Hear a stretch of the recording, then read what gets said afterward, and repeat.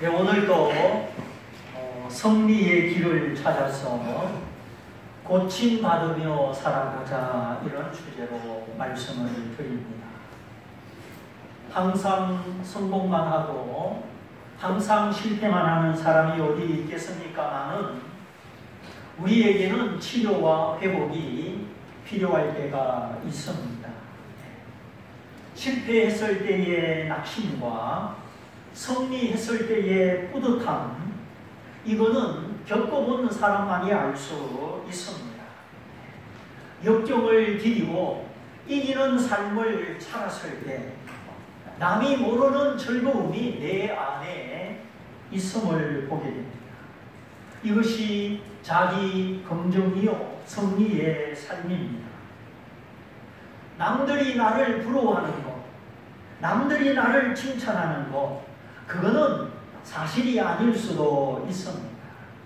문제는 내가 나를 어떤 사람으로 인식하고 내가 나를 어떤 사람으로 평가하느냐 하는 것이죠.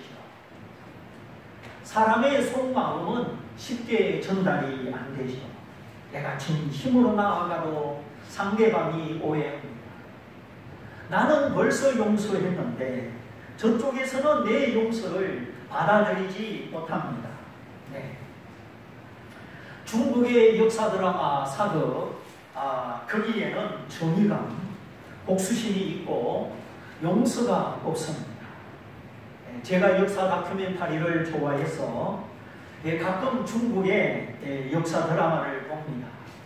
예절 바르고 도덕적이고 충성심이 강하고 요즘같이 가벼운 시대에 비하면 공자를 만난 것 같고 참 사람이 사는 것 같다, 그런 느낌이 듭니다. 그런데 뭐가 안 좋으냐? 끝이 안 좋습니다. 의리를 지키고 충조를 지키고 그 과정은 다 좋은데 끝에 가서 복수와 정오, 자살, 이렇게 끝이 납니다. 사람이 자기가 자기 양심을 못 믿는 것 같아요. 개인의 인격이, 개인의 선택이 삶을 만들어가는 것이 아니라 가문과 집단의 규율, 거기 얽매여서 개인적인 선택의 폭이 너무 좁은 것을 보게 됩니다. 나는 그렇게 살고 싶지 않은데 아버지가, 집단의 대표가 명령했기 때문에 그 명령대로 살아야 되는 숙명적인 삶, 이런 분위기를 보게 되는데 결국은 야망에 가까운 리더십, 그리고 복수심 때문입니다. 그래서 중국 역사 드라마는 해피엔딩을 거의 보지 못합니다. 복수, 야망, 이런 것이 강한 반면 용서, 사랑, 행복, 이런 것이 부족하지. 그냥 원수를 잡고 싸우고 복수하고 그러다가 일평생을 다 보냅니다. 제일 안타까운 것이 뭐냐? 그렇게 착하고 충성심이 강하고 대의명분을 위하여 살았는데 끝에 가서 자신이 자신을 용납하지 못한다는 것입니다. 일본에도 사무라이 정신, 막 할복, 이런 것이 내려오는데 중국에도 사람의 목숨이 너무 가벼워요. 결국은 자기 만족이 없고 목숨을 던짐으로 끝내버립니다. 참 허무하다. 율법이나 정의 그 자체는 좋은 것이지만 이 율법과 정의가 잘못 적용될 때 사람의 목숨이 이렇게 가볍고 생명의 만족이 아니라 생명의 포기, 생명으로 생명을 끝내는 이런 안타까운 정신의 구도를 보게 됩니다. 이게 바로 권선징악의 한계죠. 하나님의 은혜, 하나님의 사랑을 믿지 못하는 권선징악의 한계입니다. 선을 행하고 구원하고 악을 징계한다. 이게 권선징악의 정신인데 동양의 문화, 동양 사람들이 대부분 가지고 있는 의식이죠. 심지어 욥기를 보면 욥의 세 친구들이 욥을 궁박하면서 네가 죄를 안 지었으면, 네가 숨겨놓은 죄가 없으면 어찌 이런 고난을 받겠느냐. 고난 속에 있는 하나님의 뜻을 알지 못하고 고난 이꼴 죄, 죄 이꼴 고난, 이런 권선징악에 가까운 논리를 들이댑니다. 그게 아니다. 그렇다. 욥과 세 친구 사이에 엄청난 공방이 벌어지고 그 많은 토론이 욥기 42장을 이루고 있습니다. 중간에 잠깐 중재자 엘리후가 등장하고, 그리고 마지막에는 하나님이 친히 등장을 하십니다. 누가 욥에게 이치에 맞지 않는 말을 하느냐? 권선징악의 개념으로 욥을 상대했던 세 친구, 하나님의 의도를 알지 못했던 이들이 하나님 앞에 혼인합니다. 자, 선을 권장하고 악을 징계한다. 권선징악, 그 자체는 나쁜 개념이 아닙니다. 로마서 13장에 하나님이 권세를 주시고 공무원을 세우신 이유, 선행자를 보상하고 악행자를 징벌하기 위해서다. 그러니 너희는 재판관들을 욕하지 말고 공무원들을 험담하지 마라. 네가 잘못한 일이 없으면 그들이 왜 두렵겠느냐.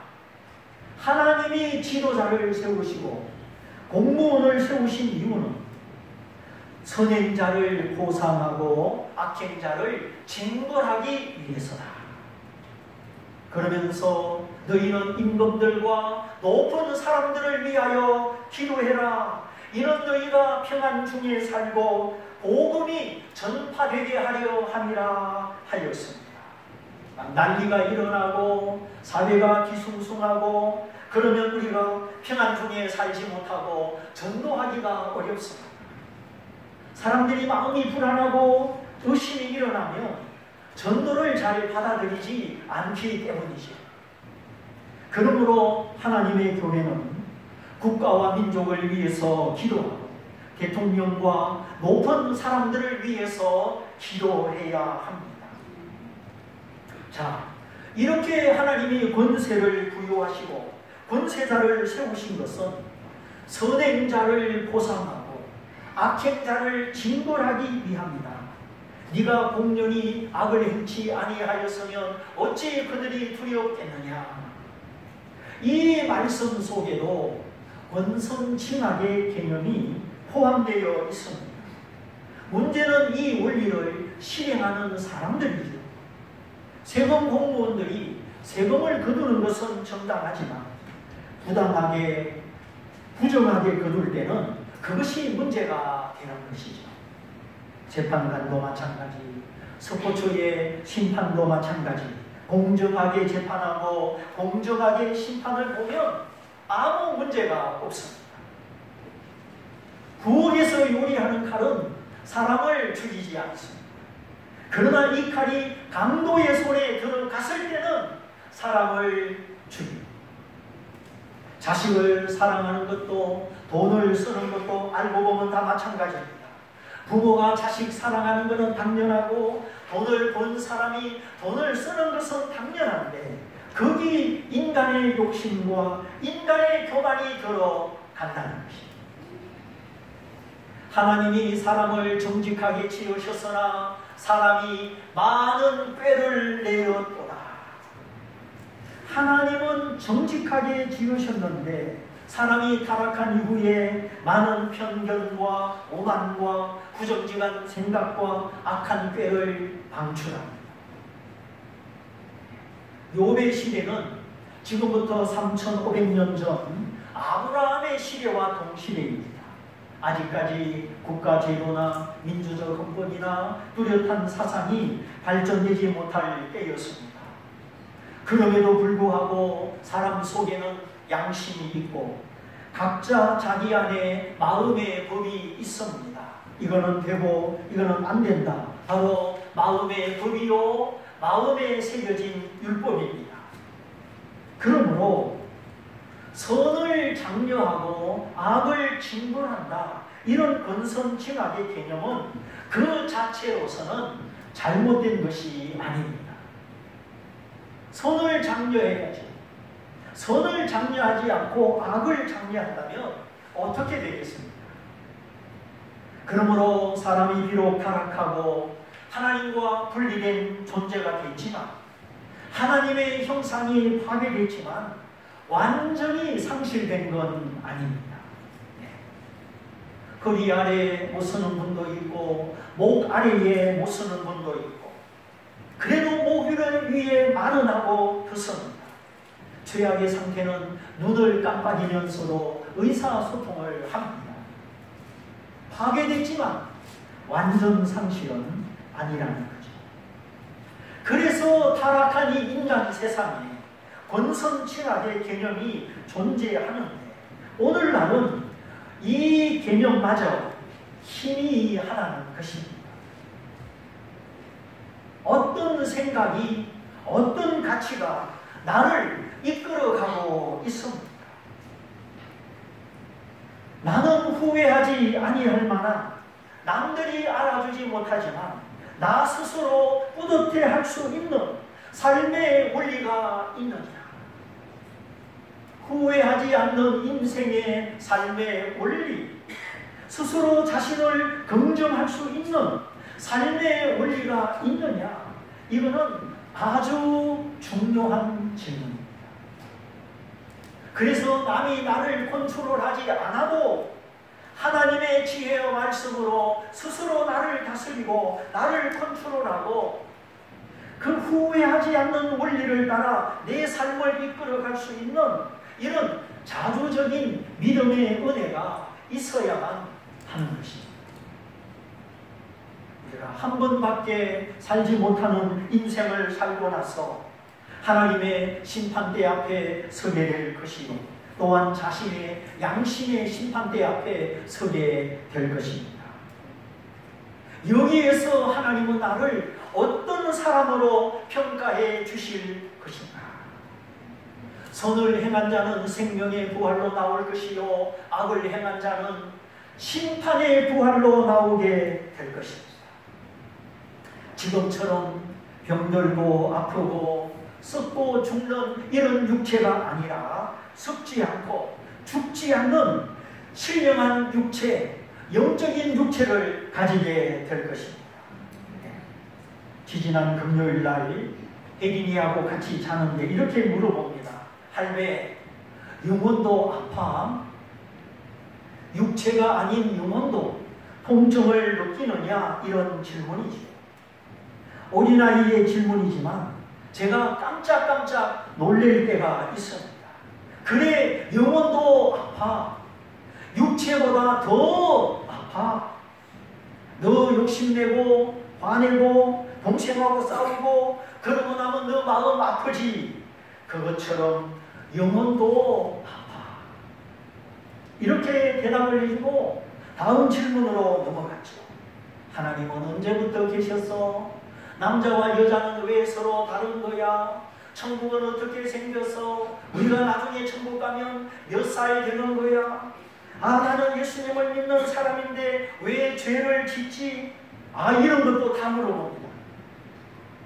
야, 네가 정말 예수님을 만났구나. 네 안에 성령님이 계시는구나. 제가 은근히 느낄 때가 있습니다.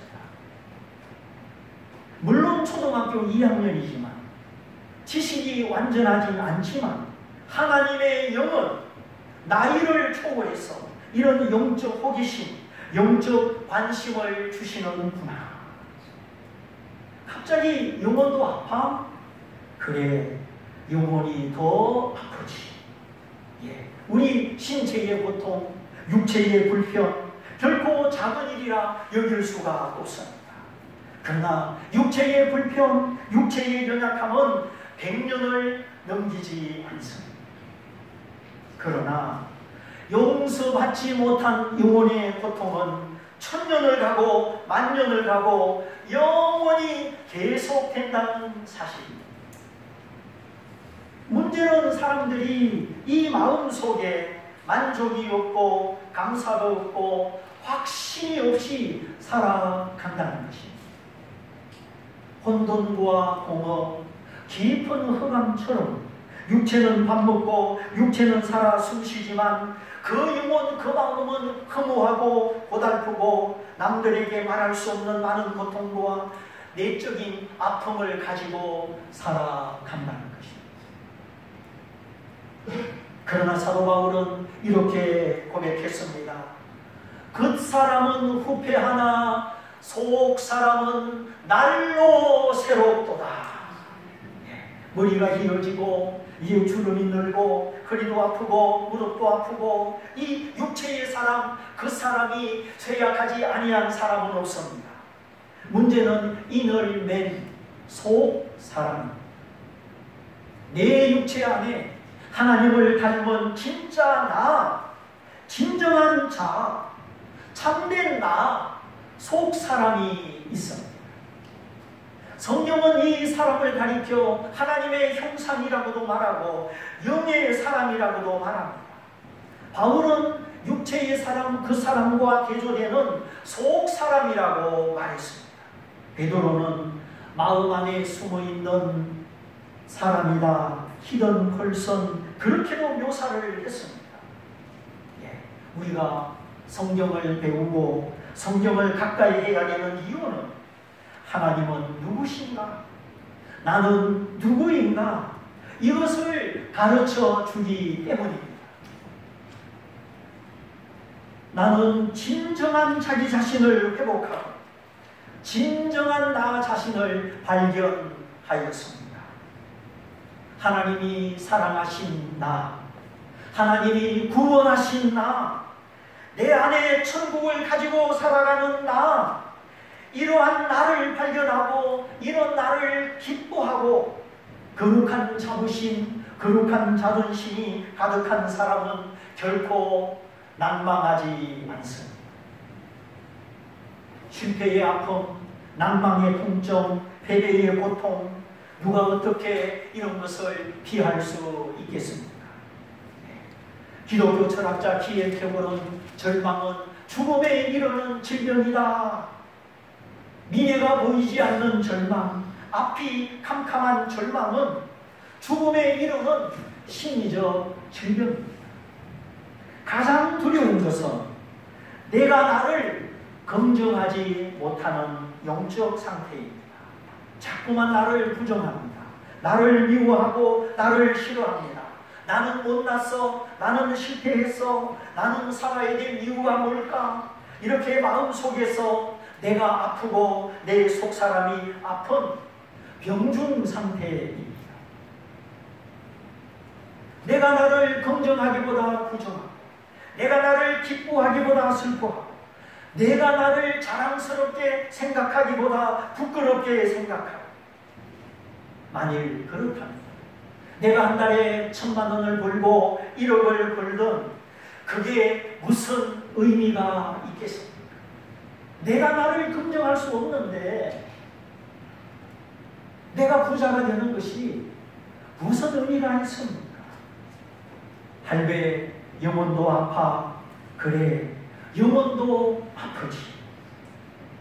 이제는 우리가 우리의 삶의 겉모습, 껍데기가 아니라 속에 있는 나, 절망하지 않는 나, 하나님의 인자를 노래할 수 있는 나, 진정한 속사람을 찾아야 하겠습니다. 이 사람을 찾으면 하나님의 사랑 안에 있고 예수 안에 있는 나를 찾으면 우리는 더 이상 나를 부정하지 않습니다. 나는 흠모하지 않습니다. 사람을 찾아서 다닐 필요가 없습니다. 주님은 말씀하셨습니다. 수많은 무리를 보면서 잃어버린 사람과 같다. 목자 없는 양들과 같다. 그렇게 말씀하셨습니다. 요즘 유괴, 약취, 살인 이런 안 좋은 이야기가 많이 들리는데 우리가 언제 이렇게 이런 뉴스를 안 듣게 될까요? 내 안에 천국이 임하든지 우리가 천국으로 가든지 그때는 듣지 않게 될 것입니다. 자, 유괴당한 아이가 살던 동네를 떠나서 낯선 곳으로 끌려다닙니다. 어딘지도 모르고 엄마 아빠에게 전화를 할 수도 없고 부모의 사랑과 보호를 떠나서 잃어버린 아이, 유괴당한 아이가 되고 말았습니다. 저도 어릴 때 유괴당한 경험이 있어요. 4살, 5살 때 기억이 생생하죠. 어떤 말수만 아저씨가 오더니 나를 이쁘다고 하면서 길 건너 만복 이발관에 데려가서 이발을 시키고 그리고는 그때 할머니하고 같이 있었는데 할머니 몰래 버스에 태워가지고 기차 역전까지 데려간 겁니다. 그 역전 조그만 식당에 우동, 계란 그런 거 시켜놓고 먹고 있는데 갑자기 이모하고 엄마가 나타나더니 제 이름을 막 부르면서 우시는 거예요. 막 그 사이 아저씨는 식당 뒷문으로 도망가 버립니다. 지금 생각하면 참 하나님의 은혜죠. 물론 그때는 기차 시간이 뜸해가지고 막 2시간, 3시간 그렇게 기차가 왔죠. 그래 기차가 오기 전에 하마터면 기차 타고 잃어버릴 뻔했는데 이모 엄마가 나타나서 구출해 준 것입니다. 그때만 해도 문둥이들이 어린아이 잡아서 간 파먹는다, 보리밭에 가지 마라, 문둥이들이 숨어있다가 애들 잡아간다, 이런 이야기들이 많이 있을 때였어요. 진짜인지 가짜인지 모르지만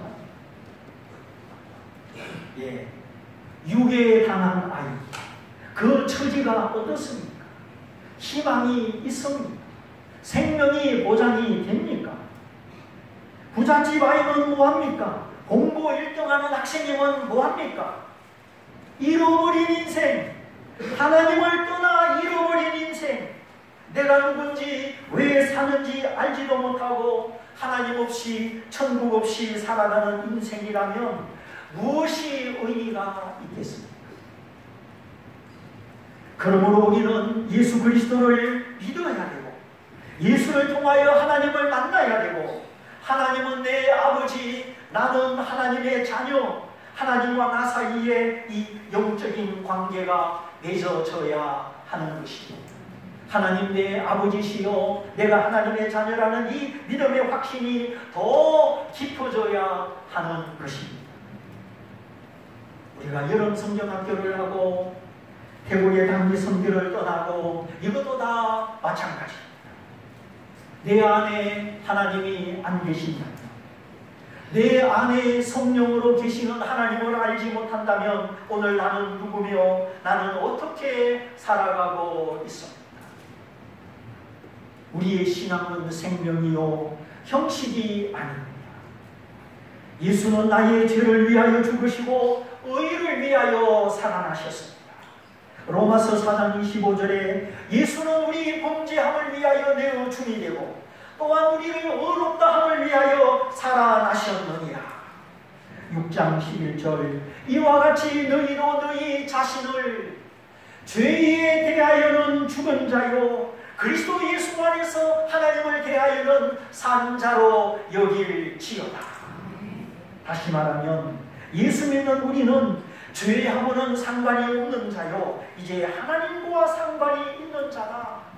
하나님을 더욱 알아가고 하나님을 더 깊이 만나야 되는, 하나님으로 말미암아 살아가야 되는 백성이다. 주님은 나를 위하여 죽으셨을 뿐만 아니라 지금 내 안에 성령으로 나를 위하여 나와 함께 살아가고 계십니다.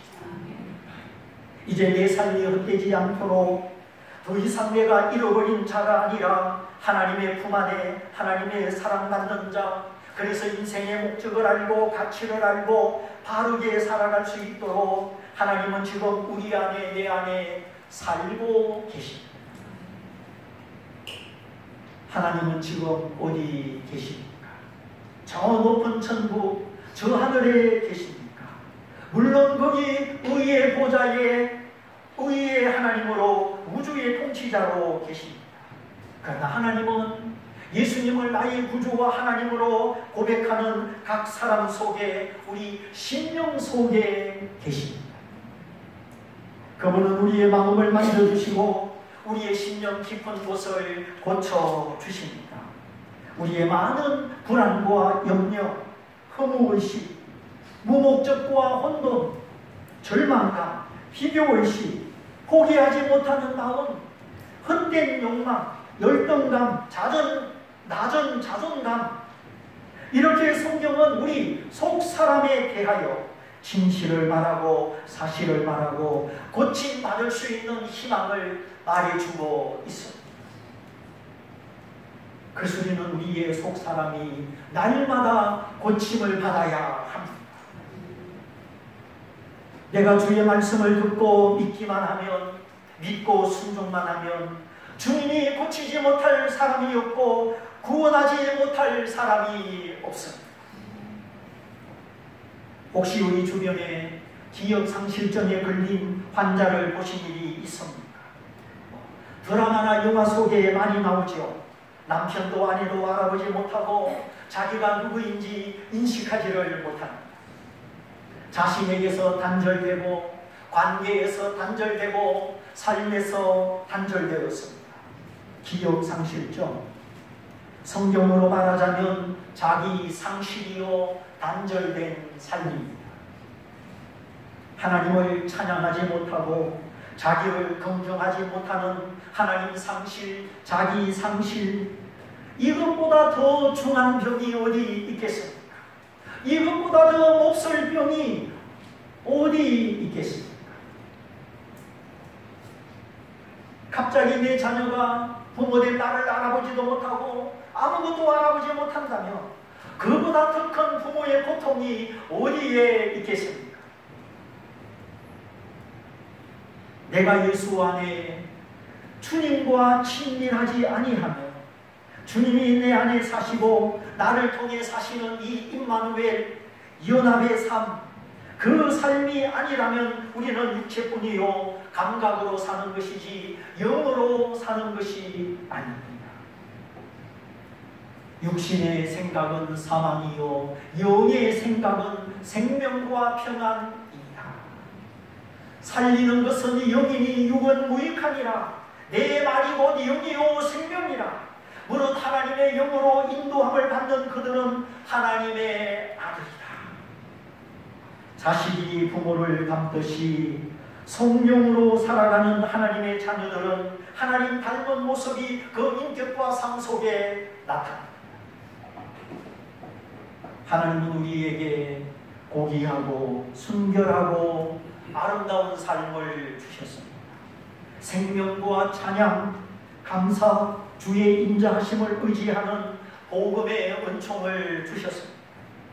근데 오늘 많은 사람들이 두려워하며 근심하며 실망하며 좌절하며 미워하는 가운데 살아가고 있습니다.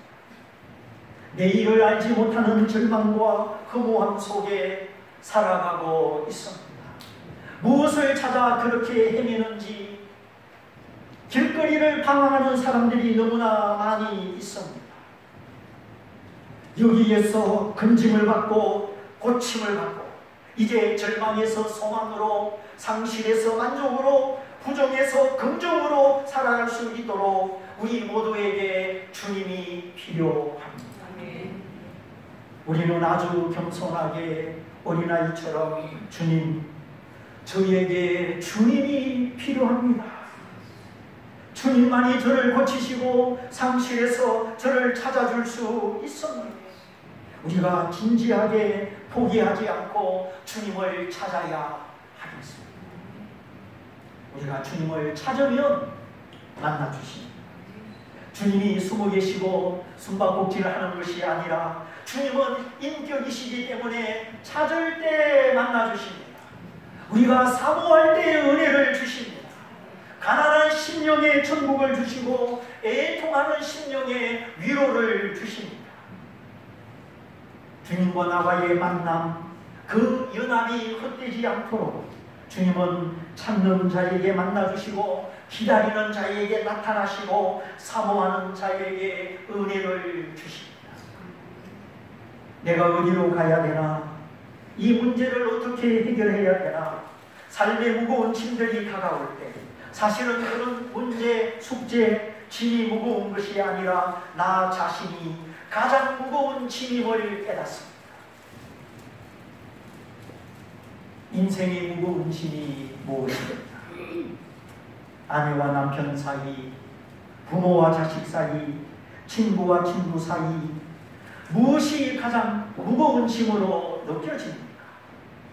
정말 현명하게 정직하게 깨닫는 사람은 그 누구 때문이 아니요, 문제의 근원의 뿌리에 내가 있음을 알게 됩니다.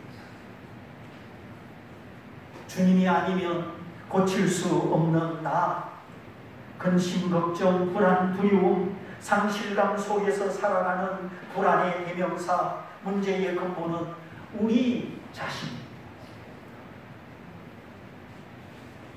나 한 사람 달라진다, 나 한 사람 변화된다면 많은 평화가 오고 많은 복이 임할 것입니다.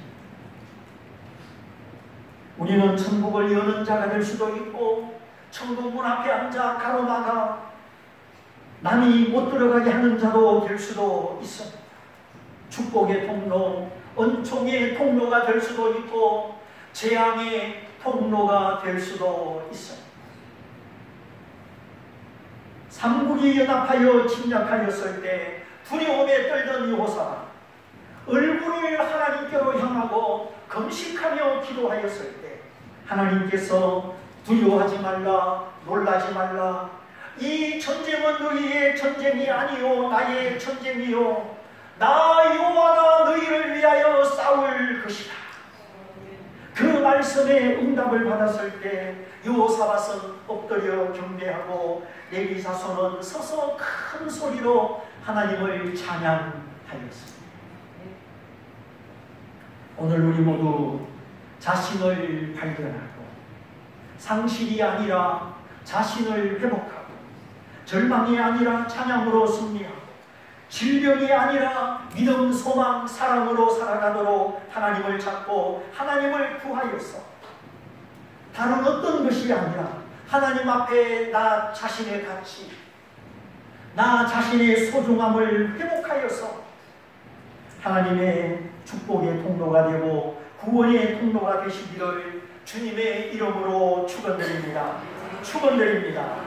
우리 말씀을 붙잡고 같이 기도하겠습니다. 주님, 나는 오늘 잃어버린 사람으로, 방황하는 사람으로 살아가고 있지 않습니까? 주님이 보시기에 내가 가장 귀하고 그 보혈의 피값으로 값주고 사실 만큼 존귀한 나인데, 나는 나의 진정한 가치를 상실하고 세상에 지나가는 물질과 헛된 욕망을 위하여 살아가고 있지 않습니까? 만물이 하나님의 선물이요, 건강과 재물이 하나님의 선물이지만 그보다 더 중요한 선물이 바로 나 자신임을 알게 하여 주옵소서. 그래서 내가 무엇을 하든지, 공부를 하든지, 성공을 하든지, 출세를 하고 사업을 하든지 그것이 우선이 아니라 하나님이 내 삶의 우선이요, 하나님 앞에 그것보다 더 존귀한 가치가 있는 나 자신을 회복하는 것이 가장 중요한 우선임을 알게 하여 주십시오. 우리가 주 앞에 있는 자신을 상실하지 않도록, 자신을 잃어버리고 방황하지 않도록 하나님을 찾아 만나며 하나님을 예배하는 자가 되도록 우리 말씀을 붙잡고 다 같이 기도하겠습니다. 할렐루야.